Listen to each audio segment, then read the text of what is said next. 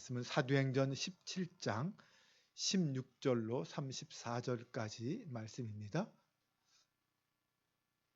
사도행전 17장 16절로 34절 말씀.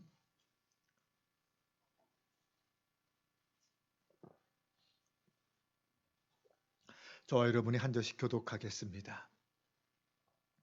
바울이 아덴에서 그들을 기다리다가 그 성에 우상이 가득한 것을 보고 마음에 격분하여, 회당에서는 유대인과 경건한, 또 잠터에서는 날마다 만나는 사람들과 변론하니, 어떤 에피쿠로스와 스토아 철학자들도 바울과 쟁론할세, 어떤 사람은 이르되 이 말쟁이가 무슨 말을 하고자 하느냐 하고, 어떤 사람은 이르되 이방 신들을 전하는 사람인가 보다 하니, 이는 바울이 예수와 부활을 전하기 때문이로라. 그를 붙들어 아레오바고로 가며 말하기를, 내가 말하는 이 새로운 가르침이 무엇인지 우리가 알 수 있겠느냐? 내가 어떤 이상한 것을 우리 귀에 들려주니 그 무슨 뜻인지 알고자 하노라 하니, 모든 아덴 사람과 거기서 나그네 된 외국인들이 가장 새로운 것을 말하고 듣는 것 외에는 달리 시간을 쓰지 아니함이더라. 바울이 아레오바고 가운데 서서 말하되, 아덴 사람들아, 너희를 보니 범사에 종교심이 많도다. 내가 두루 다니며 너희가 위하는 것들을 보다가 알지 못하는 신에게로라고 새긴 단도 보았으니, 그런즉 너희가 알지 못하고 위하는 것을 내가 너희에게 알게 하리라. 우주와 그 가운데에 있는 만물을 지으신 하나님께서 천지의 주제시니 손으로 지은 전에 계시지 아니하시고, 또 무엇이 부족한 것처럼 사람의 손으로 섬김을 받으시는 것이 아닌, 이는 만민에게 생명과 호흡과 만물을 친히 주시는 이심이라. 인류의 모든 족속을 한 혈통으로 만드사 온 땅에 살게 하시고, 그들의 연대를 정하시며 거주의 경계를 한정하셨으니, 이는 사람으로 혹 하나님을 더듬어 찾아 발견하게 하려 하심이로되, 그는 우리 각 사람에게 멀리 계시지 아니하니라. 우리가 그를 힘입어 살며 기동하며 존재하느니라. 너희 시인 중 어떤 사람의 말과 같이 우리가 그의 소생이라 하니, 이와 같이 하나님의 소생이 되었은즉 하나님을 금이나 은이나 돌에다 사람의 기술과 고안으로 새긴 것들과 같이 것이 아니니라. 알지 못하던 시대에는 하나님이 간과하셨거니와 이제는 어디든지 사람에게 다 명하사 회개하라 하셨으니, 이는 정하신 사람으로 하여금 천하를 공의로 심판하실 날을 정하시고, 이에 그를 죽은 자 가운데서 다시 살리신 것으로 모든 사람에게 믿을 만한 증거를 주셨음이니라 하니라. 그들이 죽은 자의 부활을 듣고 어떤 사람은 조롱도 하고 어떤 사람은 이 일에 대하여 내 말을 다시 듣겠다 하니, 이에 바울이 그들 가운데 서서 떠나니 다 같이 몇 사람이 그를 가까이 하여 믿으니, 그 중에는 아레오바고 관리 디오누시오와 다말이라 하는 여자와 또 다른 사람들도 있었더라. 아멘. 할렐루야. 오늘도 새벽을 깨우고 함께 성전에 모인 사랑하는 성도들에게 하나님이 함께 하시며 기쁨과 감사와 행복으로 가득한 복된 하루 되시기를 주님의 이름으로 축원합니다. 오늘 본문 17장 후반절은 바울이 아덴에서 복음을 전하는 이야기를 전하고 있습니다. 바울은 아덴에 도착해서도 여전히 복음 전하는 것을 멈추지 않았습니다. 바울의 이 전도에 대한 태도와 또 이에 반응하는 아덴 사람들의 모습을 통하여 오늘 우리의 모습이 어떤 모습이어야 하는지 함께 살펴보겠습니다. 먼저 바울은 아덴에서 냉정과 열정 사이, 나아가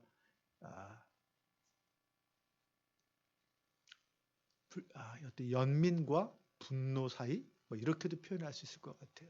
그런 모습으로 복음을 전했습니다.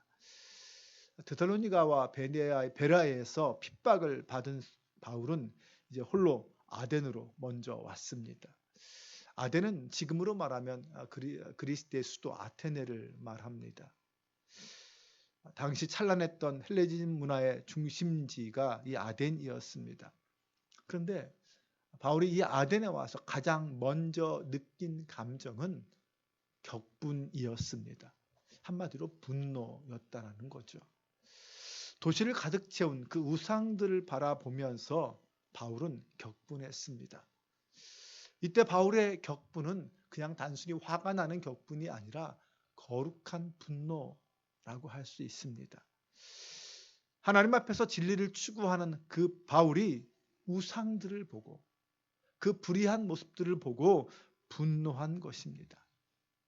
하지만 바울은 그 분노의 감정을 가라앉히고 회당을 찾아가서 유대인들을 만나고 경건한 사람들을 만나 그들에게 복음을 전했습니다. 그리고 날마다 장터에 나가서 그 만나는 이방 사람들에게 복음을 전하기 시작했습니다. 여러분, 이 분노와 연민, 냉정과 열정, 이런 감정들이 바로 전도자가 가져야 할 태도라고 할 수 있습니다. 이 중에 어느 한쪽만 가지고서는 온전한 전도자가 될 수 없습니다.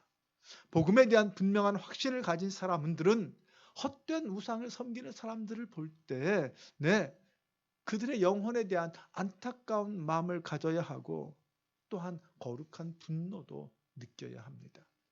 생명을 잃어버린 그 영혼들과 황폐한 도시를 바라보며 가슴을 치는 거룩한 분노가 일지 않는다면 그런 진실한 그리스도인이라고 할 수 없습니다. 우리는 그 분노를 통하여 거룩한 뜨거운 열정으로 안타까운 마음으로 그들에게 다가가 복음을 전해야 합니다. 바울은 예수님을 알지 못하고 우상에 빠져 있는 그 아덴 사람들을 바라보며 격분했고 그들에게 온전한 구원자이자 참신이신 예수 그리스도를 전해야겠다라는 마음을 먹었습니다. 그 사명감에 불타오른 거죠.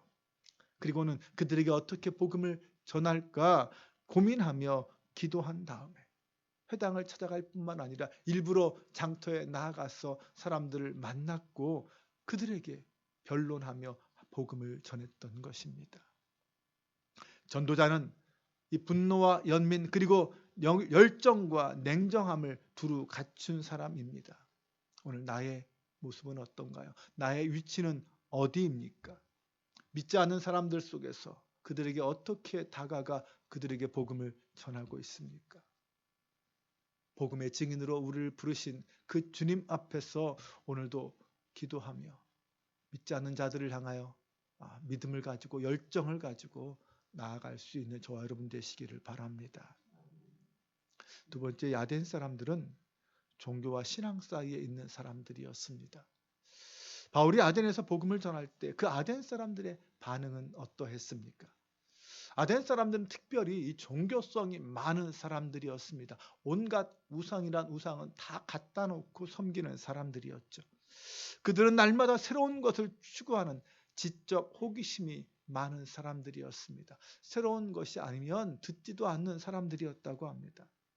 바울은 그런 아덴 사람들의 성향을 파악한 후에 그들에게 맞게 다가가 복음을 전하기 시작했습니다.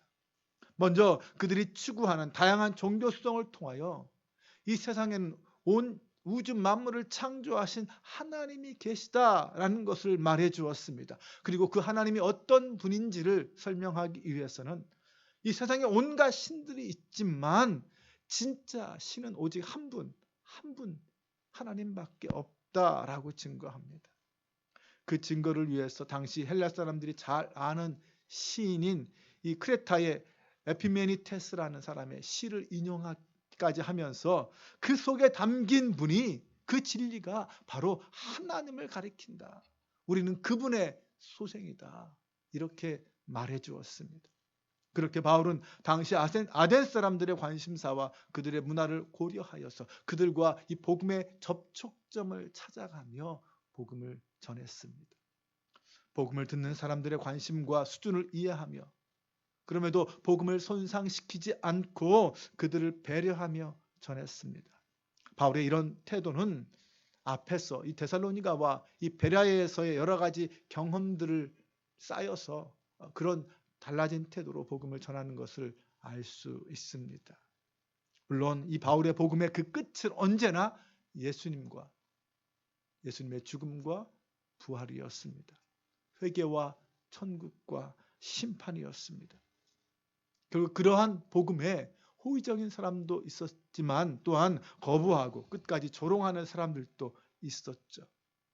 대부분의 아덴 사람들은 여전히 이 종교와 신앙 사이에서 헤매고 있는 사람들입니다. 종교성이 많은 그들이 복음 앞에 반응하여 신앙 안으로 들어오게 하는 것이 바울의 사명이요 오늘 이 시대 우리의 사명이라고 할 수 있습니다. 종교적 수준에 머물러 있는 사람들을 복음적 수준으로 끌고 와야 하는 거죠. 상황과 문화의 다양성 속에서 냉정하고 또 지혜롭게 복음을 전할 수 있는 능력, 이것이 오늘 이 시대 우리 그리스도인들이 갖춰야 될 복음에 대한 태도라고 할 수 있습니다. 바라기는 내가 섬기는 우리 교회와 그리고 내가 그런 복음의 사람, 지혜의 사람이 되어서 예수 그리스도의 복음을 전하게 해달라고 기도하는 이 새벽이 될 수 있기를 바랍니다. 이 복음에 대한 아덴 사람들의 태도는 믿음과 호기심 사이에 여전히 남아 있었습니다.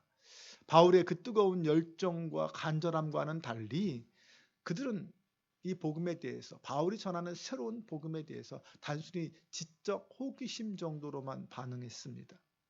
몇몇 사람들은 바울의 복음을 믿고 받아들였지만 대부분 사람들은 자신들의 존재의 목적과 자신들의 정체성을 찾아주는 이 복음 앞에, 이 진리의 복음 앞에 단순히 자신들의 지적 호기심을 달래줄 수 있는 그런 지적인 무료함을 달래줄 수 있는 그런 새로운 종교찜으로 받아들였습니다. 자신들의 귀와 이성을 즐겁게 해줄 새로운 것만 추구하는 이 아덴 사람들, 그들의 마지막은 어떨까요? 결국 그들은 점점 영적으로 황폐해져 갈 것이고 그 우상 숭배에서 빠져나오지 못할 것입니다. 하나님을 모르는 그들에게 결국 그들은 영원한 희망도 평안도 누리지 못할 것입니다. 하나님 안에서 누리는 참된 기쁨과 행복도 누리지 못할 것이고 그 어떤 구원도 누리지 못할 것입니다. 하나님은 호기심의 대상이 아닙니다. 믿음의 대상입니다. 이 시대 사람들의 모습도 이 아덴 사람들과 비슷합니다. 여전히 수많은 사람들은 눈에 보이는, 손에 잡히는 그거에 빠져서 그것만 하나님 대신 따르려고 합니다. 이런 세상을 향하여 우리는 뜨겁게 열정으로 또 지혜롭게 복음을 전할 수 있어야 합니다. 바울 시대에 그렇게 화려했던 그 아덴의 아크로폴리스 신전들이 어떻게 되었습니까? 지금은 폐허가 되어서 아무것도 남아있지 않습니다. 문화재로만 남아있어요. 그런데 그러한 신에 갇혀있지 않은 사람이 만든 손으로 만든 그 전에 계시지 않은 그 하나님은 여전히 우리의 심령 속에 살아계셔서 우리와 함께하고 계십니다. 여전히 우리 가운데 역사하시는 분이 하나님이신 줄로 믿습니다. 그러므로 이 시대 우리가 반드시 전해야 될 소식은 오직 이 창조주 하나님만이, 십자가의 예수 그리스도만이 영원한 생명의 구원자시라는 것입니다.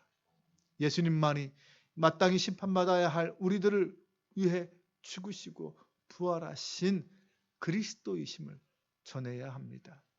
사람들이 아무리 귀를 닫고 있고 복음을 거부해도 이 복음만이 죄인을 구원하는 유일한 길임을 선포할 수 있는 저와 여러분 되시기를 바랍니다. 오늘도 우리의 삶의 자리에서 때를 얻든지 못 얻든지 복음을 전하는 저와 여러분 되시기를 주님의 이름으로 축원합니다. 기도하겠습니다. 아버지 하나님, 오늘도 복음의 진리 앞에 섭니다. 아덴에 온 바울의 심정을 생각해 봅니다. 답답하고 힘든 상태였을 텐데 그런 바울이 아덴 사람들을 보고 또다시 격분합니다. 그리고 다시 일어나 복음을 전합니다.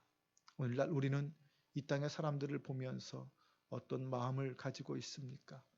안타까워하고 분노하는 것이 아니라 아무런 감정도 아쉬움도 없이 그저 나만 열심히 신앙생활하는 그런 모습은 아닙니까? 어쩌면 우리는 하나님의 마음을 잃어버린 채 내 욕심과 편안함에 익숙하여 무력한 삶을 살아가고 있는지 모르겠습니다. 주님, 우리를 깨워 주옵소서. 다시 복음 앞에 서게 하옵소서. 다시 영혼을 사랑하는 아버지의 마음을 회복하게 하여 주옵소서. 사랑의 하나님, 이제 사람들은 다 복음을 듣고 있습니다. 이 시대에 회개하고 복음을 받아들이지 않으면 이 땅의 사람들은 구원받지 못합니다. 이들을 긍휼히 여기는 마음을 우리에게 주옵소서. 이들에게 복음을 선포하며 증거하는 전도자가 되게 하여 주옵소서. 오늘도 전도자로, 그 전도자로 하루를 살아가길 원합니다. 하나님, 기회를 주시고 사람을 만나게 하시고 성령의 충만한 용기를 더하여 주옵소서. 우리 주 예수 그리스도의 이름으로 기도합니다. 아멘.